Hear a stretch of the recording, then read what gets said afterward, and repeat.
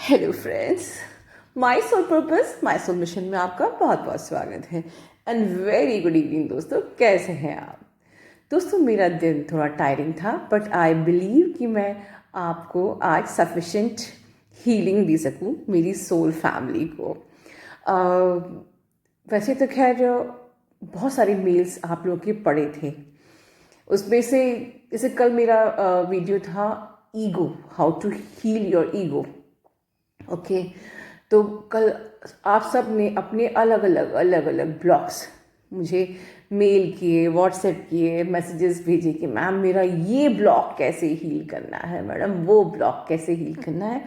तो बहुत सारी लिस्ट थी, तो मैं सोचा चलिए आज थोड़ी बहुत हम लोग बातें करें।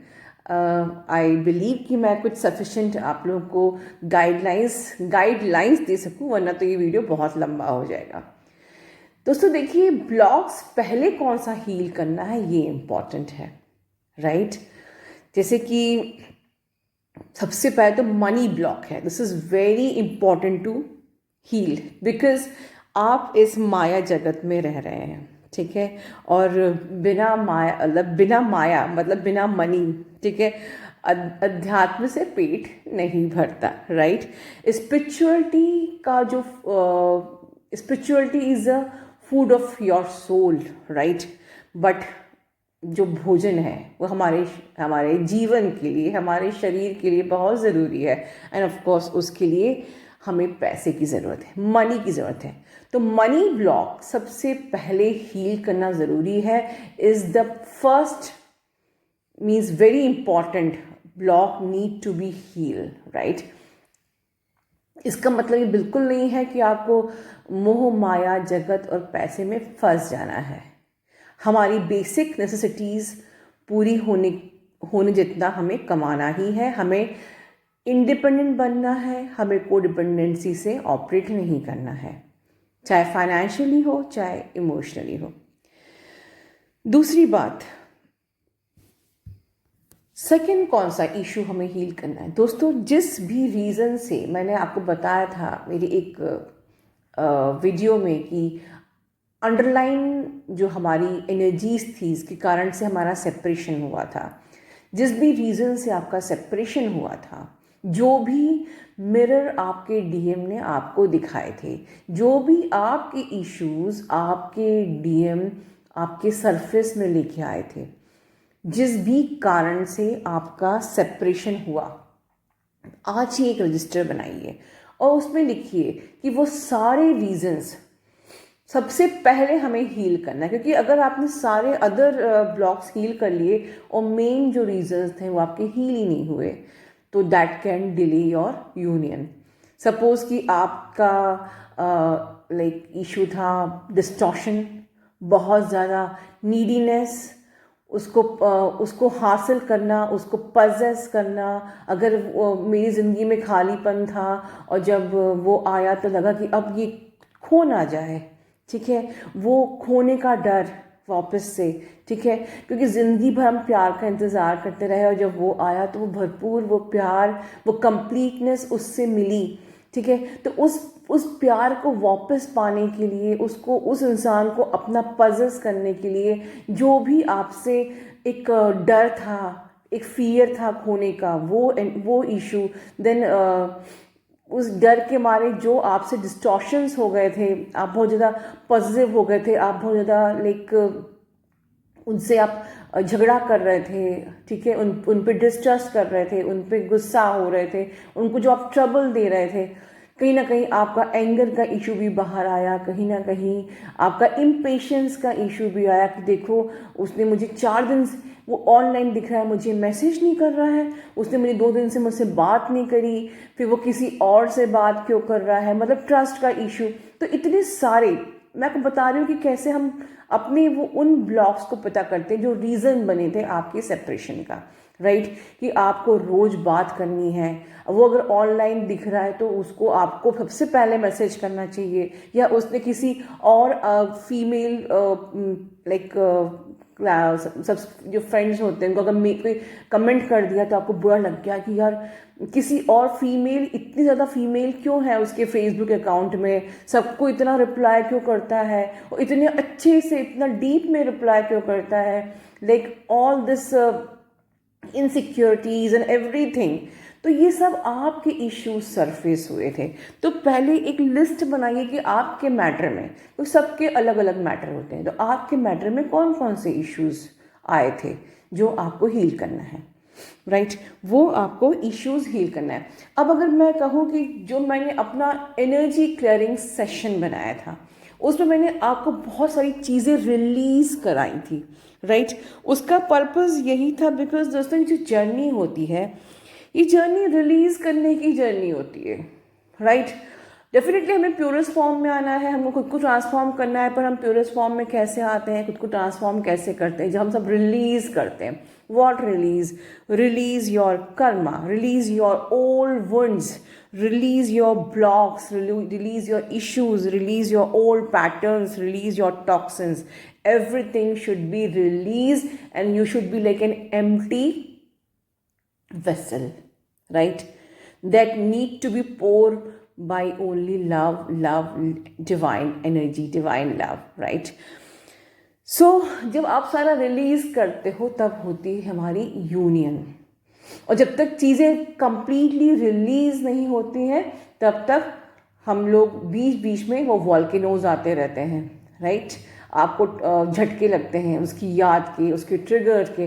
तो हर झटके और हर ट्रिगर पर भी जो हमको, देखिए हम इश्यूज कैसे निकाल रहे हैं, वो जो झटका लगा, वो जो ट्रिगर लगा, उसमें आप बजाय रोने के, परेशान होने के कि मुझे उसकी याद आ रही है, उसकी याद आ रही है, उस झटके में हमें, उस ट्रिगर में हमें कौन सा हमारा हिडन इशू ऊपर आया उसको रजिस्टर पर लिखते जाइए। और बिल्कुल जैसे मैंने सिखाया है, instant change your subconscious mind, ठीक है, इंस्टेंटली आपको उसको बिल्कुल हील करना है, राइट या रिलीज करना है। दोस्तों आपकी ज़िंदगी में जो ये दुख आते हैं, ठीक है, ये दुख जो पेन्स आते हैं डेफिनेटली आप ही के लाइफ के लेसन्स होते हैं that need to be release, ठीक है। सो हमें जब हम एक एक इशू को, सपोज एक दुख आया, उस दुख ने हमें कुछ लेसन सीखने को दिया या हमारा कुछ वुंड रिलीज करने को दिया, उस वुंड को हमने रिलीज किया, फिर हमने सेकंड हमारी लाइफ में ट्रिगर आया, फिर उसको रिलीज किया, थर्ड, फोर्थ, जैसे जैसे हम अपने सारे अंदर के उसको रिलीज कर लेते हैं हमारी कुंडलिनी असेंशन ऑटोमेटिकली होती है, and that is the purpose of this journey, right. Now next दोस्तों, मैंने बहुत रिलीज बोल दिया, ठीक है। मैंने एनर्जी क्लियरिंग सेशन में कॉन्शियसली रिलीज कराया था आपको, राइट। अब हम लोग अपनी लाइफ में अदर वे कैसे रिलीज कर सकते हैं, और हम लोग सबकॉन्शियस माइंड के जो थॉट्स, जो थॉट पैटर्न्स हैं उनको कैसे चेंज कर सकते हैं। मैं एक एग्जाम्पल लेने की कोशिश करती हूँ। I am trying to convince, right. Suppose कि एक फैमिली है, एक फैमिली में 4-5 सोल्स रहती हैं। मैं सोल्स क्यों बोल रही हूँ, बिकॉज हम लोग एक फैमिली में माता पिता, भाई बहनें भी हैं, भाई भी हैं, सबको अटैचमेंट से लेते हैं, और वो ही अटैचमेंट्स हमारे दुख के कारण बन जाते हैं। फॉर एग्जाम्पल कि आपके पेरेंट्स ने आपके घर में आपके भाइयों को ज़्यादा प्यार किया, उनको बहुत ज़्यादा उन पे खर्चा किया, उनको हायर स्टडीज़ कराई, और वो आज वो फॉरेन कंट्री में चले गए पढ़ने के लिए, राइट। और पता चला कि जो आपके घर में जो लाइक आपकी बहनें हैं या आप हैं, सपोज डीएफ्स जो हैं, उनको ये सोच के कि ये तो लड़कियां हैं, इनको तो ससुराल जाना है, बिकॉज सोसाइटी कंडीशनिंग यही होती है, इन पे ज़्यादा इन्वेस्टमेंट ना करके इनको हम लोग लोकल ही पढ़ा लेते हैं, हल्का फुल्का इनका बस एक स्टडीज़ जनरल पीजी करा लेते हैं या ग्रेजुएशन करा देते हैं, दैट्स इट, फिर तो इनको अपने ससुराल ही जाना है, राइट। अब हुआ ये कि जैसे जैसे, तब तो समझ में आया नहीं आपको, जब आप बड़े हुए तो देखा कि आपके भाई लोग बहुत डेवलप्ड हैं, आप कंपेरेटिवली कम डेवलप्ड हैं। अनफॉर्चुनेटली आपकी शादी भी बहुत ख़राब जगह हो गई वहाँ भी आप खुश नहीं, आपका हस्बैंड भी कार्मिक, मतलब पेरेंट्स ने भी कहीं ना कहीं कार्मिक थे, उन्होंने आपको बहुत अच्छा फुलफिलमेंट नहीं दिया, शादी भी बहुत जगह हो गई, हस्बैंड ने भी सपोर्ट नहीं किया, ज़्यादा प्यार नहीं दिया, वहाँ भी आप अनफुलफिल्ड रहे। और फिर आपकी लाइफ में डीएम आया, डीएम भी आया तो वो भी मैरिड है या वो छोटा है या जो भी है, शादी हो सकती नहीं है, बड़ी मुश्किल से उससे प्यार मिला, लेकिन हमने इतनी इंटेंसिटी दिखा दी कि वो भी भाग गया, राइट। तो अब आप इसके लिए किसको जिम्मेदार ठहराते हैं? आप जिम्मेदार ठहराते हैं अपने पेरेंट्स को, आप खुद को, अपनी किस्मत को, भगवान को, अपने हस्बैंड को, अपने भाइयों को। भाई लोग ना होते तो मेरी किस्मत ऐसी ना होती, मेरे पेरेंट्स मुझे बड़े ही बुरे मिले हैं, भगवान तो बिल्कुल मुझे प्यार करता ही नहीं है, मेरी किस्मत ही ख़राब है, मुझे ऐसा हस्बैंड मिला, मेरा किस्मत ही ख़राब है, मेरा डीएम भी मुझसे भाग गया, I am not worth to love, ठीक है। और मैं ज़िंदगी में कुछ कर भी नहीं पाई, मेरे पास तो पैसा भी नहीं है, I am the most unfortunate. कितने लोगों को आपने ब्लेम किया, राइट। आपने खुद ही अपनी किस्मत खराब कर ली। देखिए ये क्यों हुआ? आपकी किस्मत खराब क्यों और आपके भाइयों की किस्मत अच्छी क्यों? या समटाइम्स कुछ और भी हो सकता है, ये तो एक सिचुएशन है सिर्फ। दोस्तों देखिए, हमारी लाइफ में सबसे पहले हमारे साथ इतने स्ट्रगल्स होते क्यों हैं? नंबर 1, बिकॉज हमें बहुत जल्दी जल्दी अपना कर्मा पे बैक करना है। Number 1 underline. आपकी ज़िंदगी में अगर दुख नहीं होते तो हो सकता है कि अभी धीरे धीरे धीरे धीरे आपको ये अवेकनिंग भी नहीं मिलती, धीरे धीरे आप अपनी लाइफ में हल्का फुल्का दुख सहते, वही शादी, वही बच्चे, वही एक दिन मर जाना, फिर अगली लाइफ में आना, फिर से जो पिछले लाइफ में आपने कर्म कांड किए, कर्मा पे बैक करना। That is the very long, ठीक है, लॉन्ग फॉर्मूला। लेकिन भगवान ने क्या किया? आपको बहुत सारे दुख दे दी, जल्दी जल्दी अपना कर्मा पे बैक करिए और मोक्ष को प्राप्त करिए, इसीलिए आपकी ज़िंदगी में दुख आया। आप किसी को ब्लेम नहीं कर सकते कि मेरी माँ की गलती है, मेरे बाप की गलती है, मेरे हस्बैंड की गलती है। हर इंसान की अपनी सोल जर्नी होती है, वो अपनी इस जर्नी में आया है, राइट। और अपना ये समझ लीजिए कि आप, हर इंसान का लाइफ पर्पस अलग होता है। हो सकता है कि आपके ब्रदर जो बहुत ही डेवलप्ड हैं, फॉरेन कंट्री में रह रहे हैं, उनका लाइफ पर्पस अभी भगवान ने उनको वो they are not chosen one, वो अभी चूज नहीं किए गए हैं, आप चूज किए गए हैं, इसलिए आपकी डेस्टिनी में आपको यहीं रहना था, मे बी। और या मे बी थर्ड पॉइंट कि उनको, जो आपके जो भाई बहन फॉरेन कंट्री में हैं, उनको उनकी जो कार्मा पे बैक करना है, वो कार्मिक्स उनको फॉरेन कंट्री में ही मिलेंगे। तो उनकी डेस्टिनी में जो उनके कार्मिक्स हैं वो फॉरेन कंट्री में ही आने वाले थे, तो उनकी डेस्टिनी में उनके आपके पेरेंट्स ने उनको पढ़ा के वहाँ भेजा। कॉन्शियसली या अनकॉन्शियसली हमारी लाइफ में जो भी होता है, सब चीज़ अनकॉन्शियसली होती है, बट डिवाइन प्लान के अंदर।